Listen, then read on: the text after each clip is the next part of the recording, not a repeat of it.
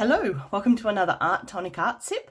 I'm trying out my new mobile tripod. I'm very excited, just arrived the other day. So let's see how it goes. I thought because autumn is just so stunning this year and a lot of us are unable to see it because we're all in ISO, I thought that maybe we could create some art, some arty autumn leaves ourselves, and this is a beautiful easy way to do it that I've been experimenting with. You will need a piece of paper. This I'm just using in A6 size. You'll need some inks if you have them. So I've got red. I'm just going to use red and yellow and maybe a little bit of brown just for my stalk. If you don't have these, you can use watercolor paints just as easily. You just have to dab them into the water. The beautiful thing is the different paper you use, the different inks and the different, if you use watercolor, etc., you'll get totally different results. And so it's a lot, I've been experimenting with autumn leaves all over our house here. So it's a lot of fun. Okay, so the first thing you need to do is get some water. Now mine's already a little bit orange because I've been making inky art already today. And I'm going to use this beautiful watercolor brush, but any brush will work, but I like this flat one and I'll show you why in a minute. So what we're going to do is put some water straight onto the paper. So I'm going to do a nice long stalk here. Now you might not be able to see this much on the video, but it'll work out. Now a lot of autumn leaves have these beautiful peaks, so, and that's why I like the flat, because I can get fat, a nice fat stroke, but also go up to a tiny little peak ones like this. This isn't any particular autumn leaf that I'm doing here. It's a bit of a hybrid of some of my favorites. Make sure you do lots of nice loops and then lots of little jaggedy bits. Look, I've never seen a perfect autumn leaf, and if I did, I'd be pretty bored. So feel free to, you know, do as many little loops and things as you like, and go ahead and fill that in with water, like this here.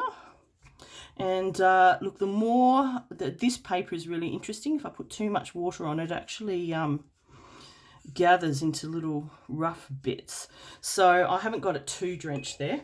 And this is the real fun bit. Right? So depending, most autumn leaves that I've seen have red at the tips and more yellow in the middle, which will slowly go into yellow. And some even have green in the middle if you want to add a little bit of green. Really is just fun. Sorry, so we're going to start with red.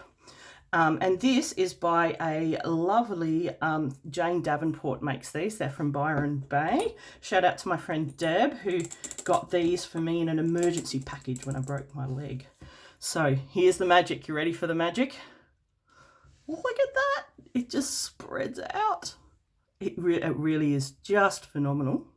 So I'm just going to put it like around the outside. And you can see it won't go where there's no water. It just spreads to the edge. Sometimes it won't go right to the end. You'll have a little bit of red just on the end here. So you can kind of push it out a little bit if you want it to go right to the edge. And it'll eventually find its way out there.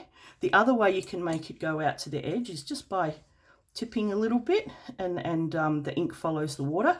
So tipping it around a little bit, and you just get these amazing, beautiful patterns. You could leave it like that. That's actually really quite stunning. But for the purposes of demonstration, I'm just going to add a little bit of yellow in the middle. Now this yellow, you can't really see it when you first put it on, but it will spread out. And it'll also mingle and make this beautiful kind of, well, orange, obviously, red and yellow, this beautiful yellow color. Now you can see how strongly it won't go. You can see a little bit of white patch there because it really literally won't go where there's no water. So sometimes you just need to do a little dab over and just push it out to the edges. Now I quite like this little red tail here, but I do want to show you if you want to put in a darker one. If you've got some dark green ink, that works as well too. And this is a really super dark brown, so I'm squeezing as much of the ink out so I don't have a huge amount. I am just going to touch it to the tail there, and you can watch it travel down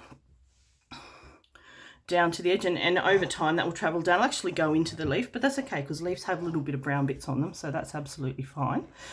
Now this is another fun bit. I've got another little brush here, but I'm not going to use the brush end. I'm going to use the tail end because this is how you get the veins on the leaves. So you don't need to actually you just scrape like this. I'm just making an indentation, and the ink will gather into where you have put the indentation. It's quite, and it might take a little while. See these little bits of dark? They're the little bits that I get, but it generally dries out. That's because that's really, really saturated. You can put extra little veins on if you want. I'm actually just going to use this and spread it out to the edge here because it hasn't quite gone as far as I wanted it to. Oh, I remember now, I put that in as a jaggedy little bit, didn't I? So that it could be a bit of a rough leaf, not the perfect leaf. Okay, now over time, might not even be till it dries, you'll see that bit of the leaf will turn into veins. That's it, folks. That's, oh no, it's not. I want this little bit to go right up to the end here. That's how you make an autumn leaf. If at any time you want a little more red or a little more yellow anywhere, or you can make rainbow leaves for that matter. So I'll put that one aside to dry and show you a couple that I've made so you can just see how the water runs into the leaves. It's kept this texture, but I actually don't mind this because that's like leaves are like that. I'm just trying to think. I have another one here. This one is an example of ink on sketchbook paper rather than watercolor paper, and you can see this paper doesn't do that because it doesn't have what's called a tooth, and a tooth is rough paper. Watercolor paper has it. That's very cheap paper, the one that you saw. So proper watercolor paper might have a totally different effect. Anyway, I hope you enjoy making your leaves, and yeah, feel free. I would love for you to post them up on the Facebook page, and yeah, happy autumn, people.